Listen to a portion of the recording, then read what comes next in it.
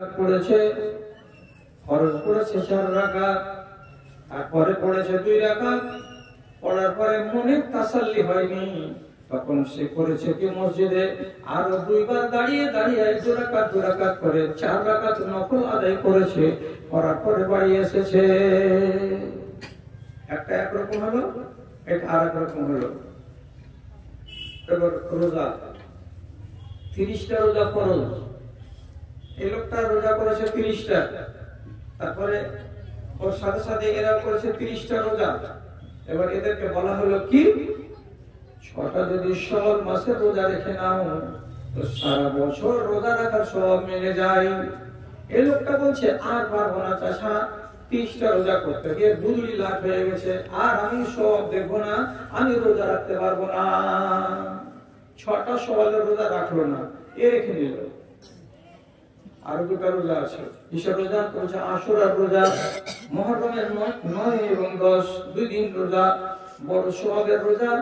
আমি রাখলাম, আপনি রাখলেন, আপনার বেটা, আপনার ভাতিজা, আপনার বংশের লোকেরা বলছে রাখতে পারবো না, রোজা রাখলো না, গুনাহ হবে না? 9 তারিখ জিলহিজ্জা মাসের আরাফার রোজা রাখতে গেলে আগে পাশের গুনাহ 1 বছরের মাফ হয়ে যায়। আমি রাখলাম, আপনি রাখলেন, আপনার 10-12টা বংশের লোক কেউ রাখলো, আর বাকি লোকেরা রাখলো না। যারা রাখলো না তারা গুনাহগার নয়, তারা ফজিলত থেকে দূরে থেকে গেল। একদল রাখলো, একদল রাখলো না। আবার নবী বলছেন প্রত্যেক সোমবারের দিন এবং প্রত্যেক বৃহস্পতিবারের দিন তোমরা যদি রোজা রাখতে পারো, এটা বড় ফজিলতের কাজ। নবীজি প্রত্যেক সোমবার এবং প্রত্যেক বৃহস্পতিবারের দিন নফল রোজা রাখতেন। আপনি পারলেন, আমরা পারলাম না। আর রাসূলুল্লাহ বলেন প্রত্যেক মাসের 13, 14, 15 এই দিনটিকে বীজের দিন বলা হয়। যারা বীজের 3টা দিনে রোজা রাখে তারা অনেক অনেক অনেক সওয়াবের ভাগীদার হয়। আমি পারলাম, আপনি পারলেন না, আপনি পারলেন, আমি পারলাম না। কয় রকমের লোক হলো? 2 রকমের লোক।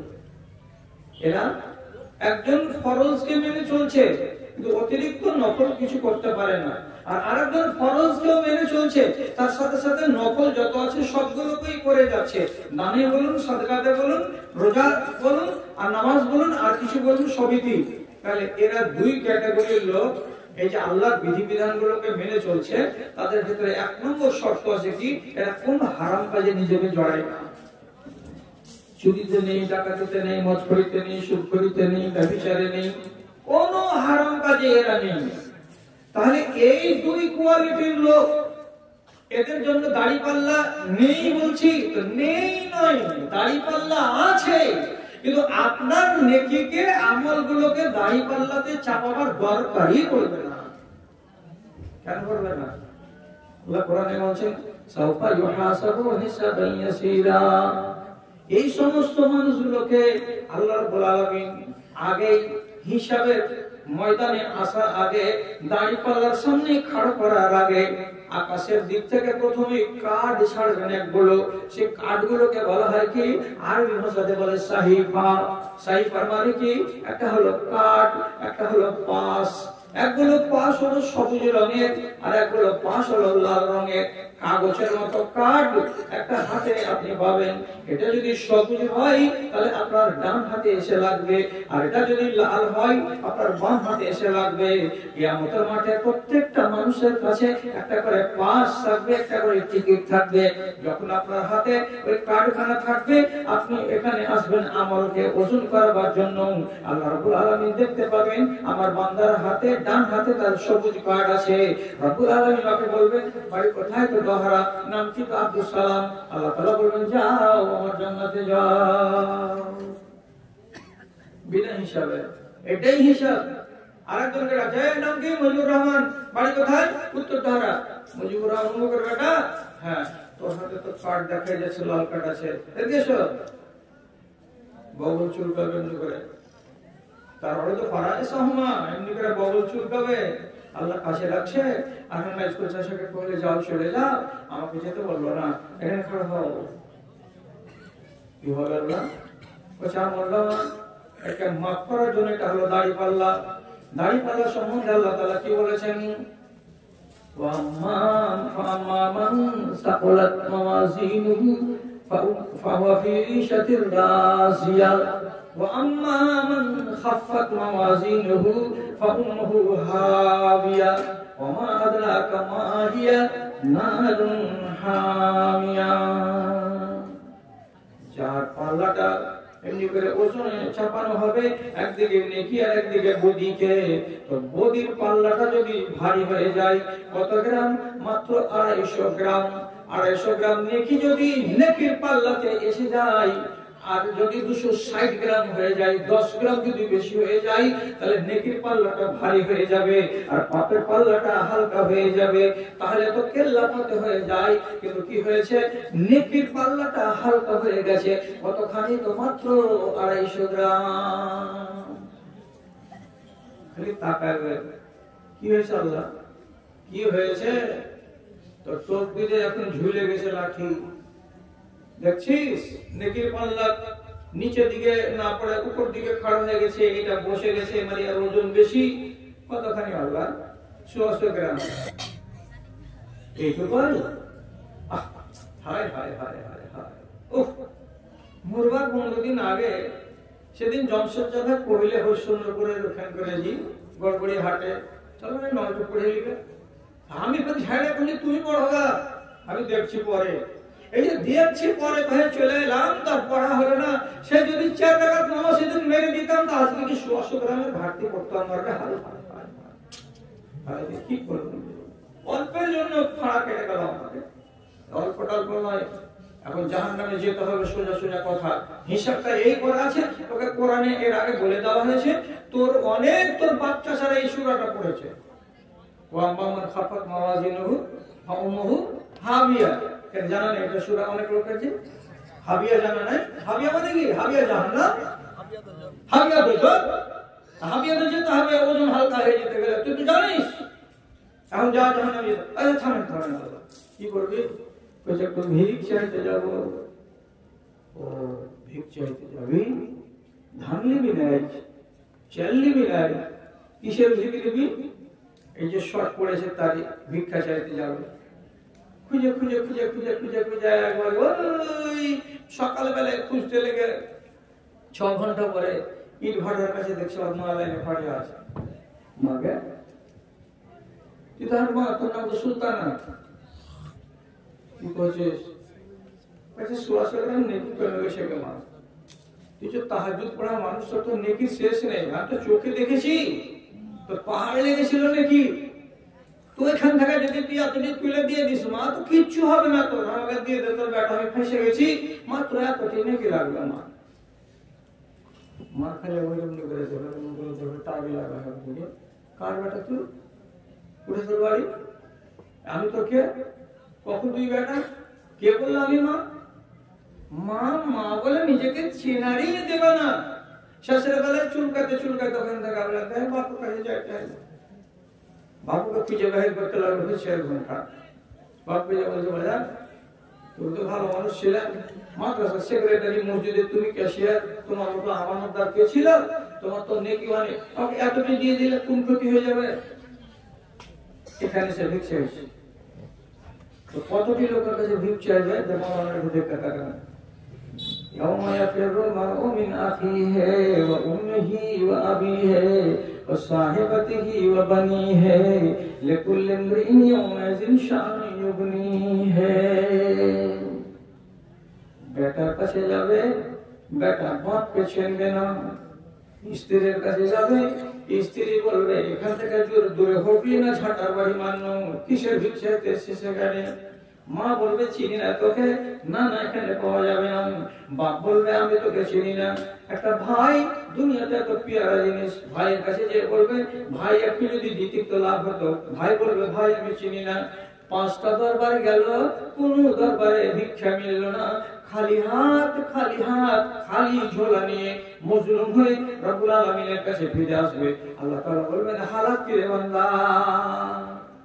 ইনশাআল্লাহ কেউ দেয়নি, দেয়নি। এবার কি হবে আমার?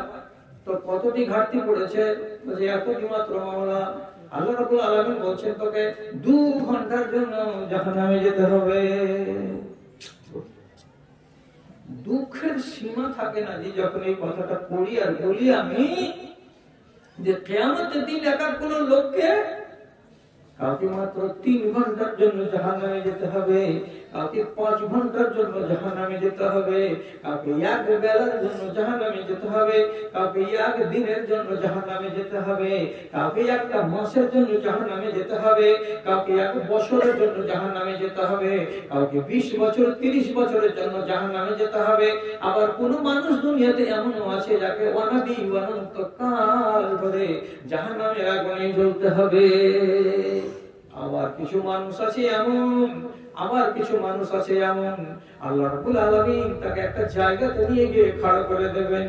এটা একটা নয়, দুটা নয়, কত শত হাজার হাজার মানুষ হবে। তাকে ওই জায়গায় চুপচাপ খাড়া করে দিয়ে বলবেন, আল্লাহ তাআলা এখানে দাঁড়িয়ে থাকো, এখানে দাঁড়িয়ে থাকো, যতদিন তোমার পাপগুলো কমে না যাবে, ক্ষয় না হয়ে যাবে, ততদিন পর্যন্ত তোমাকে খাড়া করে রাখা হবে। একদিকে পাবে জাহান্নামের মজা আর একদিকে পাবে জান্নাতের মজা। জায়গাটার নাম হলো আরাফ। জায়গাটার নাম আরাফ। এখানে খাড়া থাকো। আমি এটা কোনগুলো লোক যখন দাড়ি পাল্লা খাড়া করা গেল, দেখা যাচ্ছে কি দাড়ি পাল্লাটা একেবারে সমান সমান। যদি 10 মণ হয়ে থাকে নেকি, তো 10 মণ হয়ে আছে পাপ। একটাও 1 ইঞ্চি 19-20 নয়, পাপ এবং পুণ্য সব সমান হয়ে আছে এই অভাগা। তখন এইরকম অভাগাকে রব্বুল আলামিন বলবেন, আরাফের উপরে দাঁড়িয়ে থাকো, থেকে 7 দিন পরে 8 দিন পরে যখন তোমার খেসারত হয়ে যাবে, তখন রব্বুল আলামিন এই লোকটাকে আরাফের মতো জায়গা থেকে টেনে নিজের জান্নাতে তার ঠাঁই করে দেবে। কতটি লোক হলো, কত রকমের লোক হলো। তাহলে ঈমানের যারা দুনিয়াতে ফকির হবে, কাঙ্গাল হবে, তাকে হাসরের ময়দানে ভিক্ষা চাইতে হবে। আপনি ভিক্ষুক কেন সাজবেন কিয়ামতের দিন? এমন কাজ কেন করবেন? আমি যেটা মশলা বলি লোককে, এটাই বলি, নামাজ যদি একটু কম করো তো ফরজ জীবনে ছাড়িও না, রোজা যদি একটু কম করো তো রমজানটিকে ছাড়িও না, ভালো কাজ যদি বেশি করতে না পারো তো যেইটুকু করবা ওইটুকুই করো, কিন্তু পাপের কাজই যেও না। তাহলে তো তোমার হিসাবটা হালকা হবে। এদিকে নামাজ নেই, রোজা নেই, কানে লিড ভরে দিয়ে সারা দিন লেবারি করছে। যত লেবার আছে দিল্লিতে, বোম্বাইয়ে, গুজরাটে, রাজস্থানে, আমার জাত ভাই, আমি জানি। কেন যে এই মোবাইল গুলোতে যখন আসে, কমেন্ট আসে, তখন হাজারো জন লিখে, আমি দুবাই থেকে দেখছি, আরেকজন বলছে আমি কাতার থেকে দেখছি, আরেকজন বলে আমি ইন্দোনেশিয়া থেকে দেখছি, আরেকজন বলে আমি মালয়েশিয়া থেকে দেখছি, কে জাপান থেকে, কে কোনখান থেকে দেখছে। ওয়াজগুলো সবই শুনছে। এরা হলো লেবার, সারাদিন কাজ করার পরে সন্ধ্যাবেলায় আরাম করছে, খাওয়া দাওয়া করার পরে তুমি একটু ঝুম না ওয়াজগুলো শুনে দেখি। কেউ গান লাগিয়ে বসে আছে, কেউ ওয়াজ শুনছে। সবাই জানছে যে আসমানের মালিক হলেন রুজিদাতা। ও রাজি থাকতে গেলে রুজির দরজা খুলে যাবে, আর তাকে নারাজ করতে গেলে রুজি হবে বটে, কিন্তু রুজিতে বরকত হবে না। গানে লিড লাগিয়ে দিয়ে এত বড় বড় গামলা নিয়ে 3 তলাতে উঠছে, ওর ক্লান্তি বলে কিছু নেই। কেন নেই? এই যে সালাইন ইংলিশে চলছে কান সব সময়, ওই আমাকে শক্তি দিচ্ছে, ওই আমাকে সাহস দিচ্ছে। তো তুমি যে ফকির হয়ে গেলে ইমানে, কাঙ্গাল যে হয়ে গেলে তুমি ইমানে, তোমাকে যে আরেকদিন ভিক চাইতে হবে, এই কথাটা তুমি বুঝো না কেন? আপনাদের মধ্যে এমন লোক আছে যারা হারাম কাজকে হারাম বলে দূরে থাকতে চেষ্টা করে না, আর নেকির বেলা ঠন। আপনি একটা কথা বুঝেন, যদি মানুষ 3খানা প্রশ্নকে মগজের প্রথম সারিতে রাখে, তাহলে ওই মানুষটা কোনদিন পাপী হবে না। এত বড় কথা জি, এত বড় কথা। 3খানা কথা যদি আপনার মগজের প্রথম দিকে থাকে, তার মানে কি একদম হেড জায়গাতে হেডলাইন আপনি রেখেছেন, সব সময় সজাগ আছেন আপনি 3টা কথার উপরে, তাহলে আপনার দ্বারাই পাপ হবে না। কেন হবে না? 3টা কথা কি? আপনি ছিলেন কোথায়, এখানে কে আপনাকে আনলো, তারপরে কোথায় যেতে হবে। কোথায় ছিলাম, এখানে কেন এলাম, আবার এখান থেকে কোথায় যেতে হবে। 3খানা কথাকে যদি জাগ্রত করে না রাখেন, আপনার ভেতরটা ভালো হবে না। আর 3খানা কথাকে যদি জাগ্রত করে রাখতে পারেন, তাহলে আপনি সব সময় ঈমানদার হয়ে বাঁচতে পারবেন, এতে কোনো সন্দেহ নাই। তিনখান কথা কোন ভারী হলো? কোথায় ছিলাম? তো ছিলাম রুহের জগতে, আল্লাহ তাআলা যেখানে রেখেছিলেন সেখানে। এলাম কোথায়? এই জায়গাতে। এখানে কেন এসেছি, কি করতে এসেছি? যা করতে এসেছি এখান থেকে কোথায় যাব? আবার আমাকে কবরে যেতে হবে। তাহলে তিনখানা জিনিস আমি আমার মগজে হেফাজত করে যদি রাখি, তাহলে পরে আমার সব সময় রাস্তাটা পরিষ্কার থাকবে। দেখো, এখানে আমার থাকার জায়গা নয়, তাহলে আমার জায়গাতে যেতে হবে। যেতে যখন হবে, যে রেহাই যখন নাই, তো তাহলে পরে আমাকে ওই জায়গার জন্য একটুখানি প্রস্তুতি গ্রহণ করা দরকার। এটা ঠিক কিনা? এই আমি যে এখানে ছিলাম না, এখানে এলাম, কদিন থাকবো? তো 60 বছর থাকবো। তারপরে কোথায় যাব? বলছে আবার তোমাকে অন্য জায়গায় চলে যেতে হবে। তাহলে এটাই আমাদের নসিবে রব্বুল আলামিন লিখে রেখেছেন। আমাদের সবার কপালে রব্বুল আলামিন এই কথাটা লিখে রেখেছেন যে তিনখানা কথা আমাকে সব সময় জিন্দা রাখতে হবে আমার মগজে। জি হ্যাঁ, এলে কেন হেথা যেতে হবে কোথা? কেউ তো ভাবে না বসে। এলে কেন হেথা যেতে হবে কোথা? কেউ তো ভাবে না বসে। খাওয়ার দাওয়া চাওয়ার পাওয়া মাতাল দুনিয়ার রসে, এরা মাতাল দুনিয়ার রসে। সুমতি এদের ফিরাও দয়াময়, সুমতি এদের ফিরাও দয়াময়।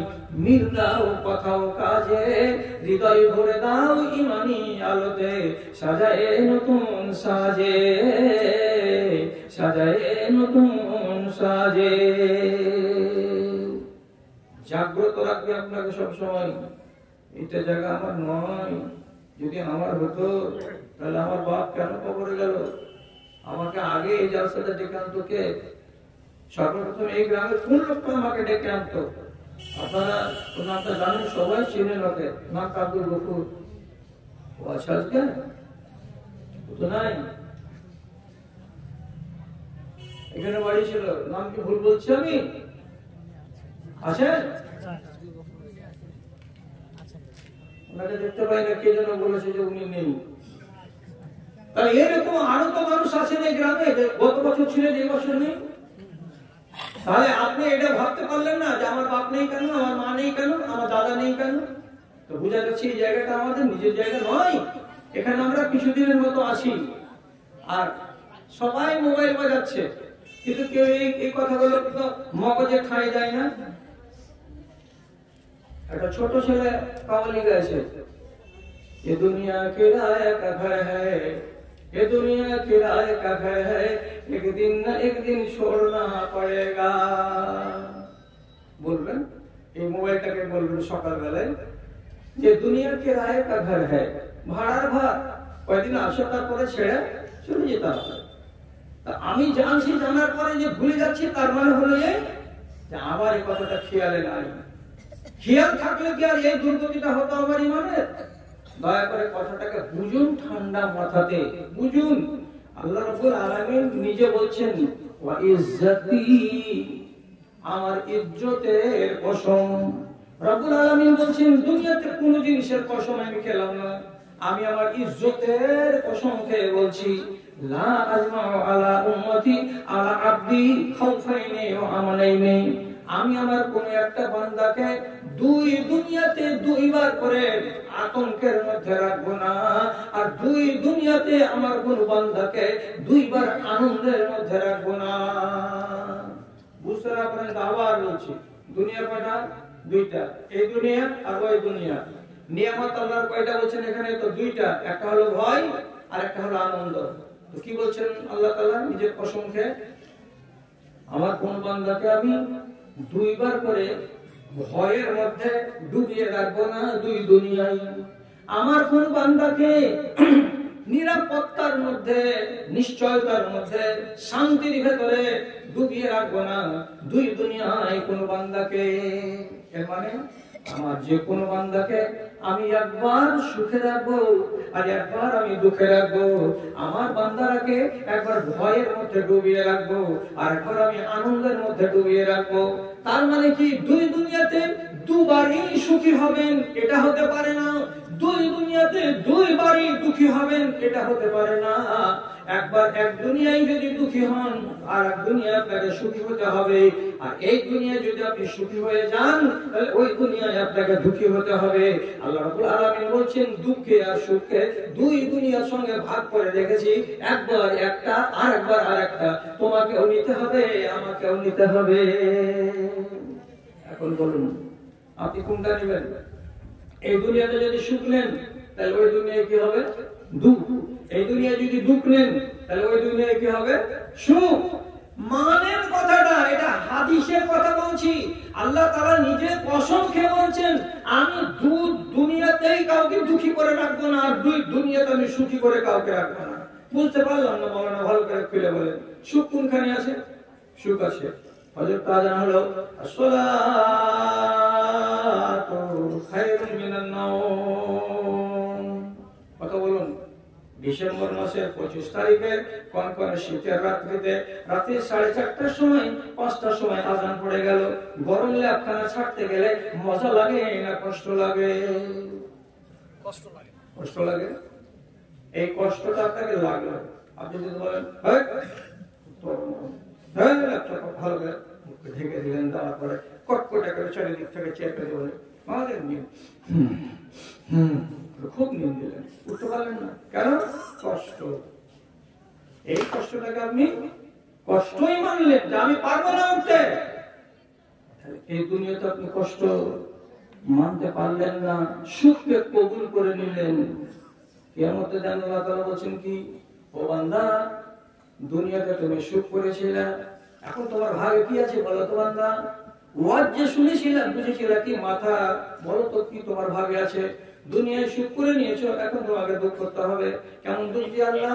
ফজরের টাইমে তোমাকে বিছানা ছাড়াতে পারিনি, ঠান্ডা পানি দিয়ে তোমাকে ওযু করাতে পারিনি, কেন? তোমার কষ্ট হচ্ছিল জানি, কষ্ট তুমি স্বীকার করনি, আনন্দকে স্বীকার করে নিয়েছো।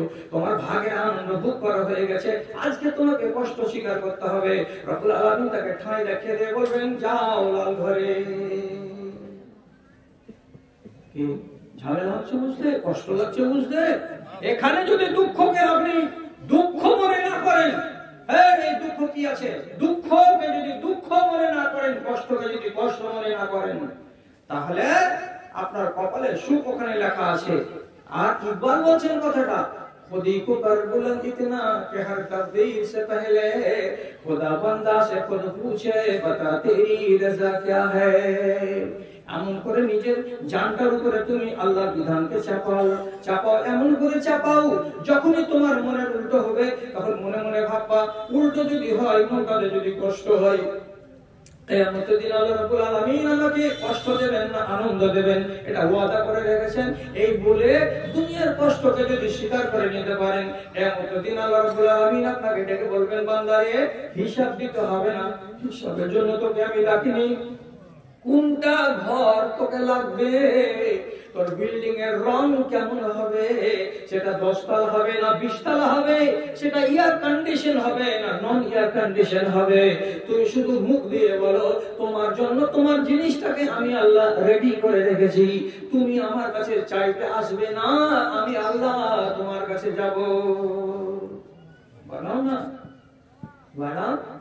চৈত্র মাসের খরার দিন, চৈত্র মাসের খরার দিন, তাপমাত্রা যখন 42 ডিগ্রি সেলসিয়াস, এত গরম আমাদের দেশে চলে, সেই টাইমের কথা বলছি।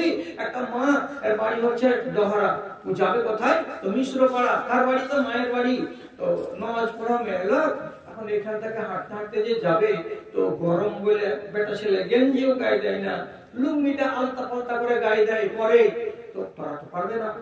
এবার কি করলো বেচারি, মার বাড়ি যাবে, একটা ছেলে কোলে একটা ছেলে হেঁড়া, ওকে নিয়ে একটা পুটলা নিয়ে কত জিনিস চাপিয়ে আছে, নিচে একটা সায়া আছে, তার উপরে শাড়ি আছে, তার উপরে এখানে ব্লাউজ আছে, ব্লাউজের উপরে এই অংশটাতে আবার শাড়ি আছে, শাড়ির উপরে একটা ওড়না আছে, আর ওড়নার উপর আর একটা কালো কাঁচা বানো আছে, এত জিনিস গায়ে দিয়ে ওই মেয়ে ছেলেটি হাঁটছে চলে যাচ্ছে, হাঁটছে চলে যাচ্ছে। আল্লাহ জি মরে গেলাম গরমে, আল্লাহ জি মরে গেলাম গরমে।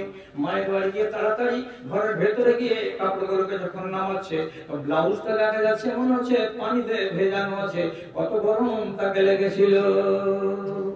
আপনি বলুন চৈত্র মাসের এই কড়া দিনে এতটি জামা কাপড় গায়ে দিয়ে যে মেয়েটি চলে যাচ্ছে, সুখ লাগছে না দুঃখ লাগছে? মেয়েটাকে সুখ লাগলো না দুঃখ লাগলো? দুঃখ লাগলো। এই দুঃখে কি আছে তার? দুনিয়ার দুঃখটাকে কষ্টটাকে হজম করতে পেরেছো, কিয়ামতের দিন তোমার কপালে আখের দুঃখ আসবে। এরকম ভাগ করেননি আল্লাহ তাআলা। আল্লাহ তাআলা ভাগ করে দিয়েছেন, তোমার হাতে আছে তুমি সুখটা কোথায় চাও, এই দুনিয়ায় না ওই দুনিয়ায়। যদি সুখ এখানে নেবে ওখানে পস্তাবে, আর এখানে যদি পস্তাবে ওখানে তোমাকে হাসতে হবে। এই দুনিয়ার দুঃখে আছে, এই দুনিয়ার দুঃখে আছে ওই দুনিয়ার আলো। দুঃখে যারা হার মানে না তাদের হবে ভালো রে, তাদের হবে ভালো। আল্লাহ ধরে ধন্য হরে, আল্লাহ ধরে ধন্য হরে, জীবন কর সফল।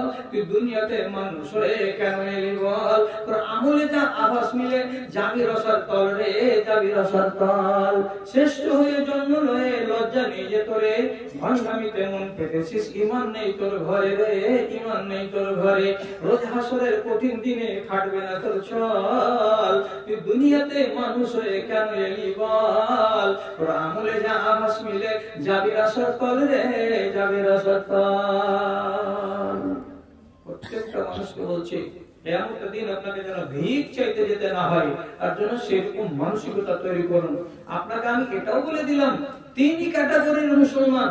একগুলো হলো কি হাই কোয়ালিটির মুমিন, তাকে বলা হয় মুসলিম। আর একগুলো হলো কি মিডল ক্যাটাগরির মুমিন, তাকে প্লেন ভাষায় বলা হয় মুমিনিন। আর তারপরে আরেকটা ক্যাটাগরি, তাকে বলা হয় মুসলিমিন। আপনি মুসলমান হয়ে আল্লাহর ওয়াস্তে করিয়েন না, আপনি মুমিন হয়ে মরেন। মুসলিম কার নাম? নামাজও করব, চুরিও করব, এর নাম হলো মুসলমান। মুসলমান কার নাম? রমজানের রোজাও রাখবো, আর যদি 20 মনে 1 মণ ওষুধ বাইর করতে হয় তাহলে আমি নিজে মুখ লুকিয়ে বাড়ির ভেতরে ঢুকে যাব। 10 কেজি দিতে বলবো, রাখার টাকা কিসব থাকে? 10 কেজি বলে কুটিটাতে রেখে দেবে। আর দিয়ে যদি আপনি আল্লাহর হকটাকে আদায় না করেন, আপনি মুমিন নন, আপনি মুসলমান। আপনি যদি নিজের বেটাগুলোকে জমি লিখে দেন আর বেটিগুলোকে বাদ দিয়ে দেন, অথচ নামাজের বেলায় পহিলা নম্বর সারিতে দাঁড়িয়ে আপনি কোনোদিন একামত ছাড়েন না, আপনি মুমিন নন, আপনি মুসলমান। এর মানে কি? পাপও করবে, নেকিও করবে, অন্যায়ও করবে, ন্যায়ও করবে, ভালোও করবে, মন্দও করবে। এই লোকটা কি? মুসলমান। মুসলমান।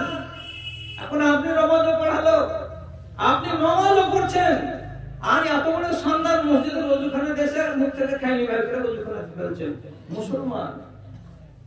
মুসলমান। আপনার বাড়ি হোক নামাজি, নামাজ পড়ে, আর খালি বিয়ে বাড়িতে যদি ভোজ পায় একটা, আর গলার হার কয় ভরির আছে, আমি দেখলি বলে তো যে 3 ভরি আছে, তাহলে গলার হারটা কত পর্যন্ত ঝুলছে? আমি কেন বলতে পারলাম যে তোমার গলার হার এত বড়, এত ওজনের? এই জন্য যে তোমার গলার হারের সাইজ তুমি খুলে রেখেছো। তোমার কানে ইয়াররিং আছে, তো কান সব সময় তোমার খোলা আছে। তুমি আল্লাহর কানুনকে মানো না, শুধু নামাজ পড়েছো আর এদিক থেকে মানোনি, তুমি মুমিন নও, তুমি মুসলমান। আর মুসলমান হয়ে মরে দেখো, তারপরে বিশ্ব বাবা জবাদুদ্দৌলা মৌলভী বলেছিল অমুক তারিখে এই জালসাতে এসে, কথাটা ঠিক না ঠিক সেদিন কিন্তু বুঝে নেবেন খেলাটা।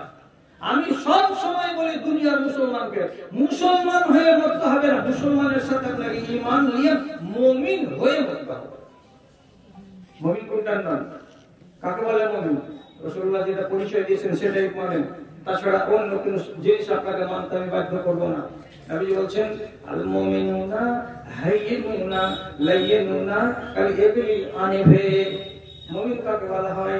আল্লাহর কানুনের সামনে যে লোকটা নিজেকে নত করে দেয়, যে লোকটা আল্লাহর বিধি বিধানের সামনে হুজ্জতি করে না, কায়মনে কথাটাকে মেনে নেয়, যে মানুষটার মনের ভেতরে জিদবাদ নেই, হঠকারিতা নেই, মনটা হলো মুলায়িম এবং মনটা হলো নরম, এই মানুষগুলা হলো মুমিনের পরিচয়। কেমন? রাসূলুল্লাহ বলছেন একটা উট 3 কুইন্টাল ওজনে, আর মালিক তাকে সামলাবার জন্য আর নাকে তাকে ছাগা করে দেয়, আর দেওয়ার পরে ওই নাকের ভেতরে একটা কড়া লাগিয়ে দেয়, আর কড়াটাকে লাগিয়ে দেওয়ার পরে ওতে একটা লম্বা 7 হাতের সুতো বেঁধে দেয়। সেই সুতোটা দিয়ে একটা নাবালক বাচ্চা ওই উটটাকে টেনে নিয়ে বেড়ায়। উটের ওজন কত? 3 কুইন্টাল। যে ওকে নিয়ে বেড়ে তার ওজন কত? মাত্র 40 কেজি, মাত্র 40 কেজি। আপনারা একটু অভিজ্ঞতা নিয়ে লিখে বলবেন কথাটা। একটা উট হাটে যদি কিনেন, কেনার পরে যদি আপনি বলেন আমি কিনে নিয়েছি, আমি ওকে নিয়ে বাইরে চলে যাব, একাই আপনি একটা উটকে হাটে কিনে আনতে পারবেন? প্রবলন্ত সাহস করে আপনারা 4 বাপ বেটা মিলেও আনতে পারবেন না। কিনবো কেমন করে, আনবো কেমন করে? যে লোকটার কাছে কিনবেন সেই লোকটা যতক্ষণ পর্যন্ত সহযোগিতা না করবে, এর মানে কি নিজের মুনিবকে চিনে। মুনিব যখন ওর এমনি করে নাকটাকে ধরে পাখাটাকে ধরে টানতে টানতে টানতে টানতে হাটের বাইরে নিয়ে যাবে, তখন কিন্তু আপত্তি করবে না। আর ওইখানে যাওয়ার পরে আপনার হাতে যখন তুলে দিবে, দেওয়ার পরে ওর মুখটাতে চোখটাতে গামছা দিয়ে আগেই বেঁধে দিবে, দেওয়ার পরে তখন সে ওখান থেকে চুপচাপ পালিয়ে যাবে। এবার আপনারাকে বলবে আস্তে আস্তে করে টানে না চলে যান, টানে না চলে যান। হঠাৎ মুখ খুলবেন যেমনি ওর গামছা আপনি করে যদি দেখে 10 জনাকে পেতে গেল, প্রথমে এমনি করে টুটি খান যদি খালি এইরকম করে চাড়ে, আপনারা 10 জনাকে লেফটে ফেলে দিবে জমিনে। এত শক্তি, শুনবে না কারোর কথা। কিন্তু নবী কি বলছে? ওর যদি 7 বছর বয়সের একটা নাবালক চাকর থাকে, মালিক, ওই মালিকের হাতে যদি সুতো না থাকে, তাহলে যেদিকে মালিকটা তার টেনে নিয়ে যাবে, ওই অত 3 কুইন্টাল ওজনের মুখটা সেদিকে সেদিকে চলে যাবে। হুজ্জতি করবে না, নাফরমানি করবে না, মনটাকে নরম করে মুনিবের ইশারায় ইশারায় হাঁটতে থাকবে। এটা হলো মুখের পরিচয়। কেমন মুখের পরিচয়? নাকটাকে যার ছাদা করে বালা লাগানো আছে সেই মুখের পরিচয়। তারপর রাসূলুল্লাহ বলছেন যখন লাগামটাকে ধরে রশিটাকে ধরে টানবে, তখন পিছনে পিছনে পিছনে পিছনে হাঁটবে। যখন ওই ছেলেটা বলবে এখানে বসে যা, গরম বাড়ির উপরে যদি ইশারা করে দেয় এখানে বসে যা, ওইখানে উঠটা বসে যাবে। তাহলে মালিকের কথাই বসবে, মালিকের কথাই উঠবে। মালিক যদি টানে তো চলবে, মালিক যদি না টানে তো দাঁড়িয়ে যাবে। এটা কার চরিত্র বলা হলো? একটা উটের চরিত্র বলা হলো। বলছে উটটার এই চরিত্রের সঙ্গে তুলনা করা হয়েছে কাকে? তো একজন মুমিন মুসলমানকে। কেমন কথা যে, কেমন করে এটা কথা মিলবে? যে উঠতে বললো তো উঠে গেল, বসতে বললো তো বসে গেল। উটটা সেই চরিত্র আমাকে ধারণ করতে হবে। এর মানেটা কি? এর মানেটা কি বুঝবেন তো? যারা বেশি বড় লোক হয়ে গেছে এই জমানায়, ও করে কি প্রত্যেকদিন সকালবেলায় বাড়ির ভিতরে একটা বেসিন লাগিয়েছে। আগেকার যুগের লোক বেসিন কি জিনিস বুঝতো না, এখন দিল্লি খাটাদের বাড়িতে বেসিন। আগেকার লোক ঝর্ণা কাকে বলে বুঝতো না, 5 স্টার হোটেল কাকে বলে বুঝতো না, এগুলো জিনিস জানতো না লোকে। এখন বাড়ি বাড়ি 5 স্টার। সকাল যেমন হয়ে গেল, ওই সকালে লোকটা সামনে বেসিনের খাড় হলাম, বড় আয়না, চেহারা দেখা যাচ্ছে, একটা কোটা খুললাম, ওতে এখানে একটা ব্রাশকে ডুবিয়ে গালে গালে মাখিয়ে দিলাম। এটা হলো শেভিং ক্রিম। আর লাগাবার পর রেজাল্ট বের করলাম। এবার কি করছি? বিসমিল্লাহির রহমানির রহিম। পাক্কা না পাক্কা? হারামি কাজে বিসমিল্লাহ। কথা বুঝতে পারছেন কিনা? মদ খেতে গেলে বিসমিল্লাহ পড়া লাগবে। যদি ভাই বিসমিল্লাহির রহমানির রহিম, হারামি কাজে বিসমিল্লাহ লাগবে। বিসমিল্লাহির রহমানির রহিম। রেজাল্ট চালাবে। এবার রেজাল্টটা চালাবার আগে আল্লাহ রাব্বুল আলামিন বলছেন, নবী বলছেন, এর লোকটা ভালো করে বুঝতো মুমিন কাকে বলা হয়। যখন তোকে টানবে তখন তুই হাঁটবি, যখন তোকে খাড়া হতে বলবে তখন তুই খাড়া হয়ে যাবি। উটের চরিত্র যেমন তোর চরিত্র তেমন হবে। এবার তোকে গাঁথা সেটি দিয়ে তোর নাকে লাগাম দিয়ে একটা নল লাগানো আছে, একটা কড়া লাগানো আছে। এবার তোকে বলছি তার মতো করে শরীয়ত তোকে টানছে এমনি করে ধরে। বলতো তোকে শরীয়ত বলেছে কি দাঁড়িয়ে তোকে এরকম করে কোপ মারতে হবে। যদি বলো হ্যাঁ তো চালাও, আর যদি বলে না তো না চালাও। তো তোমাকে জিজ্ঞেস করা হলো এভাবে তোমার এটাকে রেজাল্ট লাগানো যাবে কি যাবে না? না যাবে না। আলেমরা বলেছেন তাহলে তোমাকে থেমে যেতে হবে। থেমে যাও। ওই থামলা তুমি তো থামলা না। থামলা না, তাহলে মুখ্য চরিত্র কই এলো তোমার ভিতরে? এলো না। যখন এলো না তখন মুমিন নাও তুমি। মুমিনের নাম থেকে আমি খারিজ হয়ে গেলাম কি বলে? এই সামান্য একটা হাদিস বলে হাদিসটাকে বুঝতে গেলাম আর হাদিসটাকে ব্যাখ্যা করতে গেলাম, আপনি আর আমি সবাই ধরা পড়ছি। আল্লাহ, আমি তো একটা উদাহরণ দিলাম আপনাকে, অনেক কথা আছে, সে কথার দিকে আমি যাচ্ছি না। আমার কানে আমি যখন মসজিদে আরাম করি তখন কোন ভাই এসে একটু ধীরে ধীরে ধীরে ধীরে বললেন, মৌলানা সবই কথা ভালো জি আমাদের জি, কিন্তু দিনের দিন আমাদের গ্রামের মহিলারা একটু লাগাম ছাড়া হয়ে গেল। শুধু এই গ্রামের মেয়েরা লাগাম ছাড়া হয়নি, গোটা ভারতবর্ষের আর গোটা বাংলাদেশের আর পাকিস্তানের যত মহিলা আছে সব লাগাম ছাড়া হয়ে গেল, কেউ লাগামের মধ্যে থাকতে চাইছে না। আমি ওই নারীগুলোকেও বলছি কথাটা কি, যদি তোমাকে কোনো কাজ করার আগে তোমাকে ভাবতে হবে যে আল্লাহ রাব্বুল আলামিনের লাগানো লাগাম যে আমার তাকে আছে তার ভেতরে কি এই কানুন পড়ছে না পড়ে না। ফকির হয়ে মরিও না, এই গ্রামের খালা আর এই গ্রামের মা, আমি স্পষ্ট বলছি, যারা যারা পুরুষ লোক তাদের জন্য শুধু কানুন হলো একটা, এই নারীকে এখন 1 মিনিট বাদ রাখছি, যে বিনা নামাজে কোনো মানুষ মরে যেতে গেলে জাহান্নামী। আবার এই পুরুষদের ভেতরে এক শ্রেণীর মানুষ যারা মদ পান করতে করতে তওবা করেনি, তওবা করে 15 দিন ফাঁকা থেকে কবরে যায়নি, সেই লোকটা হলো জাহান্নামী। 3 নম্বর, জমি যদি বেটাকে লিখে দেয় আর মেয়েকে বঞ্চিত করে দেয়, লোকটা হলো জাহান্নামী, লিখে নিতে হবে। আর যেই লোকটা মরার আগে পর্যন্ত তার উপরে তার মা বাবা রাজি ছিল না, সে লোকটা জাহান্নামী। 4টা জাহান্নাম দেখতে পেলেন। আর মেয়েদের ভিতরে নামাজ তো লাগবেই লাগবে। উপরন্ত মেয়েদের উপর একটা অতিরিক্ত কানুন আছে, সেটা শুধু মেয়েরা তাতে শামিল আছে। তাকে কোন রমণী নামাজ রোজা হজ যাকাত করা থাকতে গেলেও সে যদি পর্দানশীল না হয় তাহলে সে মেয়ে জাহান্নামী। জান্নাতের মুখ দেখবে না, ওকে জাহান্নাম আগে যেতে হবে। এই কথাটা যেন মা বোনেরা পরিষ্কার ভাবে জেনে নেই যে পর্দা ছাড়া আল্লাহ তাআলার শরীয়তে আমাদের আমলের কোনো পাত্তা দেওয়া হবে না, কোনো গুরুত্ব দেওয়া হবে না। আর দুনিয়ার ভাষাতে একটা কথা আছে, কথাটা দুনিয়ার কিন্তু বড় উচিত কথা। এই কথাটাকে যদি মুখস্থ রাখেন তো অনেক কাজ দিবে।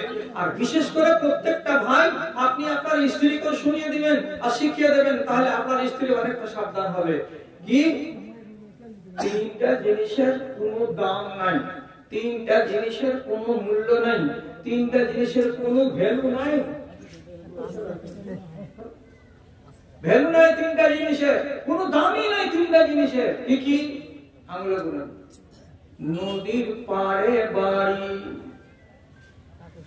কখন কেটে পড়ে যাবে বলো না জি, বাংলা কোনো মসজিদ আছে না পড়ে গেছে, এইসব বিশাল দোতলা মসজিদ। গঙ্গার পাড়ে বাড়ি, কোনো ভরসা নাই, কোনো দাম নাই। শামশেরগঞ্জের 7খানা গ্রাম এই বছর গঙ্গার তলায় চলে গেছে। এই জন্য কথাই বলা হচ্ছে কি, নদীর পাড়ে বাড়ি, কোনো দাম নাই, ব্রেক ছাড়া গাড়ি, কোনো দাম নাই। আপনাকে 20 লক্ষ টাকা যদি একটা গাড়ি দেওয়া যায় আর গাড়িতে যদি সিস্টেম না থাকে যেতে ব্রেক লাগবে, ব্রেকের সিস্টেমটাই করা হয়নি গাড়িটাকে, আপনার কাছে বিক্রি করে দেওয়া হবে মাত্র 5 লক্ষ টাকায়। কোন খেপার বেটা খেপা আছে গাড়িটা কিনতে রাজি আছে? ব্রেক ছাড়া গাড়ি কোনো দাম নাই। এখান থেকে বের হবে, ভাটা পার হবে না, 4টা মুরগি মারবে, 2টা লোককে মারবে, মারার পর তো থামবে, তাহলে এর কোনো দাম নেই। আর কি 3 নম্বরের কথা হলো হায়া ছাড়া নারী, যে নারীর হায়া নাই ওই নারীর কোনো দাম নাই, কোনো দাম নাই, 1 পয়সা দাম নাই।